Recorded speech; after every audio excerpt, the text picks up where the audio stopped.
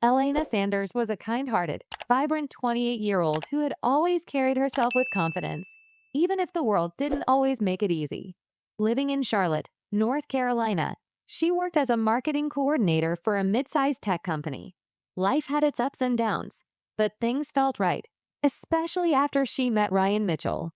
Ryan was charming, witty, and ambitious.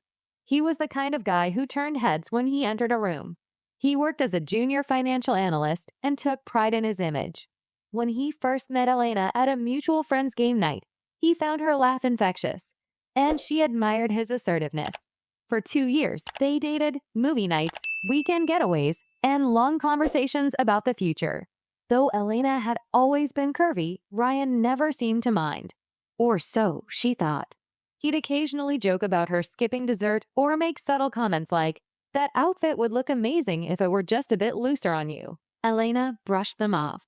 Everyone had their quirks, right? Until one day, everything changed. It was a warm spring evening when Ryan surprised her with a weekend trip to Asheville. They rented a cozy cabin in the mountains, and as the sun dipped behind the hills, Ryan got down on one knee with a silver ring that shimmered in the twilight. "Yes," she whispered, tears in her eyes. But just days after the engagement, Elena noticed a shift. Ryan became more critical, offering unsolicited diet advice, pushing her to join his gym, and subtly discouraging her from wearing certain clothes. "I just want you to look your best on our big day," he'd say. The comment stung, but Elena tried to be understanding. Maybe it was pre-wedding stress. Maybe he just wanted her to be healthy. But the real blow came during their first visit to the bridal boutique. Elena tried on a simple A-line wedding gown. It wasn't extravagant, but it hugged her in all the right places. She stepped out of the dressing room, hopeful. Ryan's eyes swept over her, and his smile faltered. "I don't know," he said slowly. "It just doesn't look right.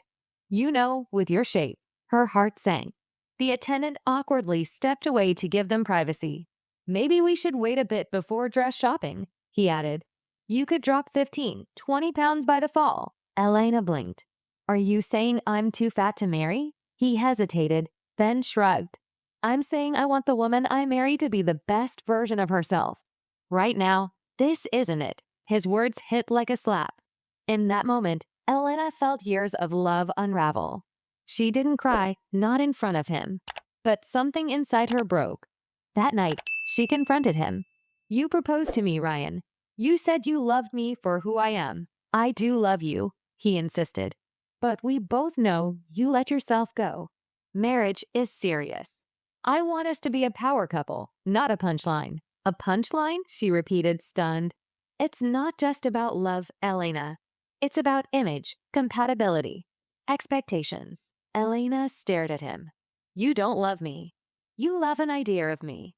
And I refuse to starve myself to fit into your shallow fantasy." With that, she removed the ring and left the apartment. The first few weeks were brutal.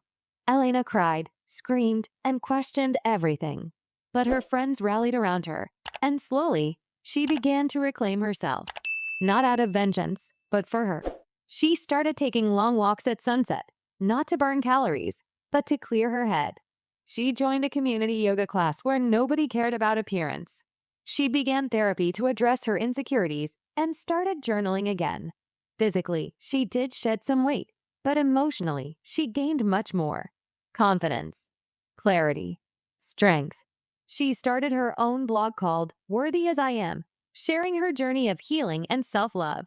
Within months, it blew up. Women across the country related to her story. Brands reached out for collaborations. Podcasts invited her to speak. She became a voice for women who felt unseen, unheard, and unloved for who they truly were.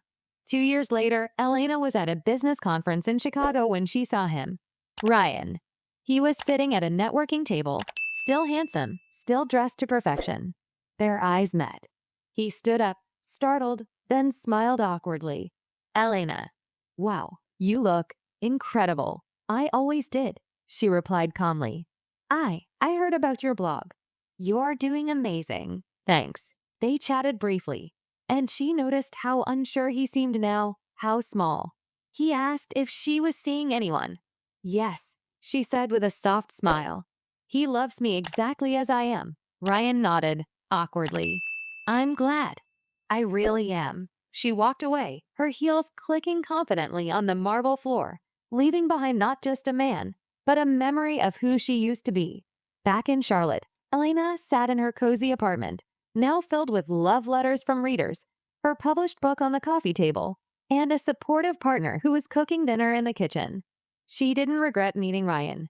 He taught her something no one else could. That self-worth doesn't come from a ring, a number on a scale, or the approval of a man. It comes from within. As she looked in the mirror that night, she whispered, "You're beautiful. You're enough. You always were." And this time, she believed it.